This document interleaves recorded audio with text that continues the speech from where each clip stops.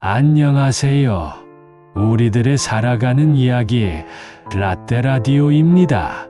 우리 구독자님들 970년대 서슬퍼렇던 유신 시절을 기억하십니까?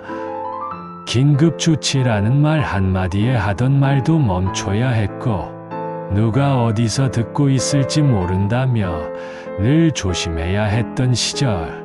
바로 그때 대한민국을 발칵 뒤집어 놓은 그야말로 한 편의 첩보 영화 같은 사건이 벌어집니다. 장소는 대한민국 땅도 아닌 일본의 수도 동경 한복판이었습니다. 우리나라의 가장 유력한 야당 지도자이자 박정희 대통령의 가장 강력한 경쟁자였던 한 남자가 백주대 낮에 흔적도 없이 사라져 버린 겁니다. 5일 동안 그의 생사는 아무도 알지 못했습니다.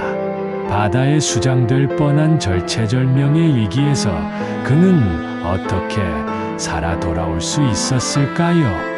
그리고 이 대담한 납치극을 벌인 검은 그림자의 정체는 과연 누구였을까요? 오늘 대한민국 현대사 최고의 미스터리 1973년 김대중 납치 사건의 숨막히는 5일간의 기록을 함께 따라가 보겠습니다. 일부 동경 한복판 그가 사라졌다. 1972년 10월 박정희 대통령은 유신을 선포하며 영구 집권의 길을 엽니다. 이른바 체육관 대통령 시대가 열린 것이죠. 이때 위협을 느낀 수많은 민주화 인사들이 해외로 망명길에 올랐습니다. 1971년 대통령 선거에서 박정희 대통령을 위협할 정도로 성장했던 야당 지도자 김대중도 그중 한 명이었습니다. 그는 일본과 미국을 오가며 해외 동포들을 규합해 강력한 반유신 투쟁을 벌이고 있었습니다. 당연히 박정희 정권에게 그는 눈엣 가시 같은 존재였죠.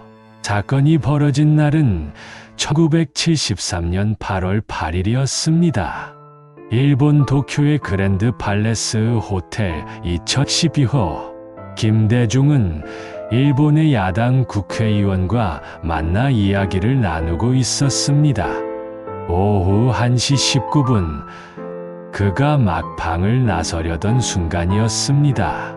복도에서 기다리고 있던 건장한 사내 대여섯 명이 순식간에 그의 앞을 가로막았습니다. 조용히 해. 그들은 김대중의 입을 막고 배를 때려 쓰러뜨린 뒤 옆방인 이치포로 끌고 들어갔습니다. 그곳에서 그는 마취제로 의식을 잃었습니다. 대한민국의 가장 유력한 대통령 후보가 일본의 수도 한복판에서 단 몇 분 만에 증발해버린 겁니다. 2부 5일간의 실종, 그리고 현해탄의 불빛, 납치범들의 행동은 신속하고 치밀했습니다. 그들은 의식을 잃은 김대중을 들것에 실어 호텔을 빠져나온 뒤 준비된 차에 태워 오사카의 한 아지트로 향했습니다. 그리고 그곳에서 다시 그를 꽁꽁 묶어 밤바다를 향해 달렸습니다. 그들이 도착한 곳은 효고현의 한 해안가. 그곳에는 용금호라는 이름의 화물선이 기다리고 있었습니다. 김대중은 배 밑바닥에 캄캄한 선실에 던져졌습니다. 손발은 밧줄에 묶이고 눈은 천으로 가려졌으며 입에는 재갈이 물렸습니다. 꼼짝없이 죽음을 기다리는 신세가 된 것이죠. 며칠이 흘렀는지 여기가 어디인지도 알 수 없던 8월 11일 밤, 마침내 배가 멈춰섰습니다. 납치범들은 그의 몸에 무거운 돌덩이를 매달기 시작했습니다. 지륵 같은 바다, 현해탄 한가운데였습니다. 그를 바다에 던져 완전히 수장시키려는 것이었죠. 이제는 정말 끝이구나. 모든 것을 포기하고 죽음을 직감한 바로 그 순간이었습니다. 갑자기 배이가 소란스러워지기 시작했습니다. 저게 뭐야? 불빛이다. 어둠 속에서 정체불명의 비행기가 붉은 빛을 번쩍이며 배이를 낮게 선회하기 시작했습니다. 납치범들은 당황했습니다. 들켰다. 계획을 변경해야 한다. 이 비행기의 정체는 무엇이었을까요? 훗날 밝혀진 바에 따르면 이 비행기는 일본 해상보안청의 순찰기였을 가능성이 높습니다. 김대중의 실종이 일본과 미국에 알려지면서 미국의 CIA가 이 측에 김대중을 살려야 한다는 강력한 압력을 넣었고, 그 정보에 따라 움직인 일본 순찰기가 극적으로 나타난 것입니다. 만약 이 비행기가 단 5분만 늦게 나타났더라면 우리는 어쩌면 정치인 김대중을 다시는 보지 못했을지도 모릅니다. 잠부 검은 그림자의 정체, 그리고 풀리지 않은 의혹. 죽음의 문턱에서 기적적으로 살아난 김대중은 부산항을 거쳐 8월 13일 밤 10시 30분 실종 닷새 만에 서울 동교동 자택 근처에서 풀려났습니다. 그는 온몸이 묶이고 눈이 가려진 채 골목길에 버려졌습니다. 사건의 파장은 엄청났습니다. 대한민국 제2야당의 지도자를 대한민국 정부 기관이 이웃 나라의 수도 한복판에서 납치했다는 사실에 전 세계가 경악했습니다.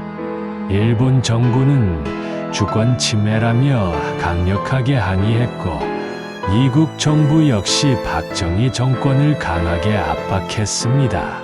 사건 현장에서는 주일 한국대사관 1등 서기관이었던 김동훈, 즉 중앙정보부 요원의 지문이 발견되었습니다. 범인이 누구인지는 명백했죠. 하지만 박정희 정부는 끝까지 정부 기관은 관련 없다며 발뺌했습니다. 결국 이 사건은 박정희 대통령이 일본에 특사를 보내 유감을 표명하는 선에서 양국의 정치적 타결이라는 이름 아래 어물쩍 봉합되고 맙니다. 납치범이 누구인지, 누가 최종적으로 지시했는지에 대한 진실은 끝내 밝혀지지 않았습니다.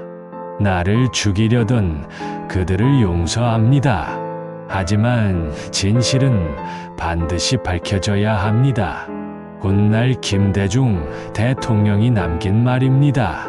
동경 한복판에서 벌어진 한 편의 첩보 영화 같았던 납치극.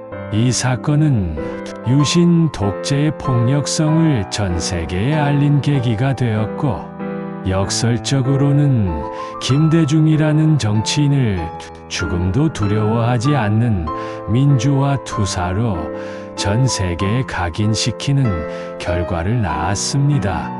아직도 이 사건의 배후에는 우리가 알지 못하는 더 큰 비밀이 숨어 있을지 모릅니다.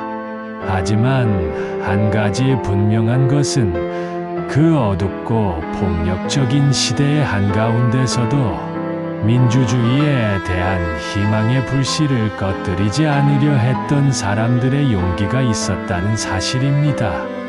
라떼라디오, 오늘 이야기는 여기까지입니다.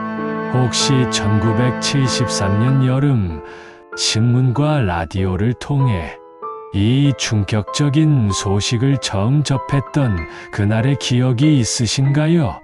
댓글로 함께 나눠주시면 좋겠습니다. 편안한 하루 보내십시오.